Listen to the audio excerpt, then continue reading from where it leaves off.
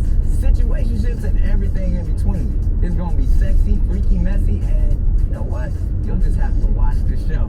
So don't be shy. Join the conversation and head over to YouTube to watch Nick Cannon at Night, or subscribe on the Wondery app or wherever you get your podcast. Want to watch episodes early and ad-free? Join Wondery Plus right now.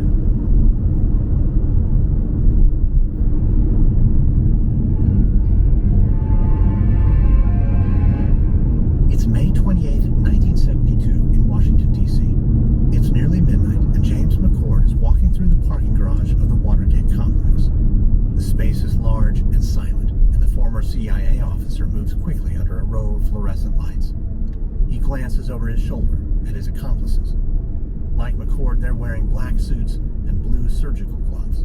They're all experts in burglary, and most of the men are Cuban American. McCord assumes they've worked CIA missions in Latin America, but he's not sure. He's been careful not to ask too many questions. What McCord does know is that he's about to begin one of the most important operations of his entire life. Tonight, he and his team are going to break into the Democrats' headquarters, going to conduct a brazen act of political espionage. But when they're done, the Democrats will be hobbled in the run-up to the election.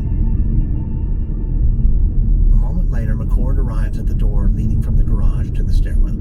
He takes a deep breath, grabs the door handle, and pulls it open. McCord grins as he gazes at a brightly lit stairwell.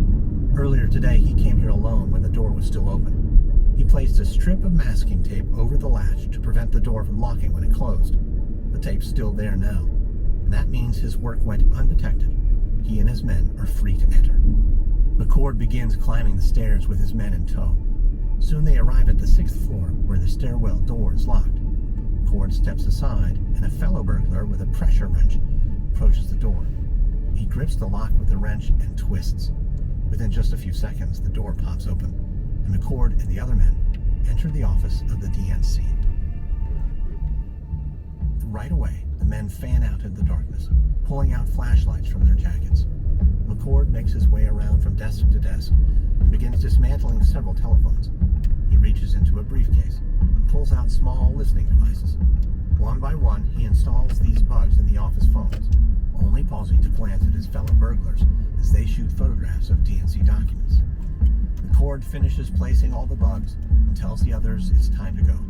But as they gather at the stairwell, McCord notices someone's missing. Felipe de Diego, the stout Cuban American who was guarding the hallway. McCord's heart starts to pound. He asks the group whether anyone has eyes on their missing man. No one answers, so McCord unclips the walkie-talkie on his belt. He whispers into it that he has a problem. Before he can explain, the device crackles back, and McCord hears the voice of G. Gordon Liddy. Liddy explains that De Diego was caught by a guard in the hallway. He was escorted out of the building. The guard assumed De Diego was alone because he didn't return to the 6th floor. I don't know that dude, my thingy took me here. It doesn't look like this is the place. It's time to hurry back. Their work is done and they need to get out of the Watergate. Okay. McCord Maybe, yeah.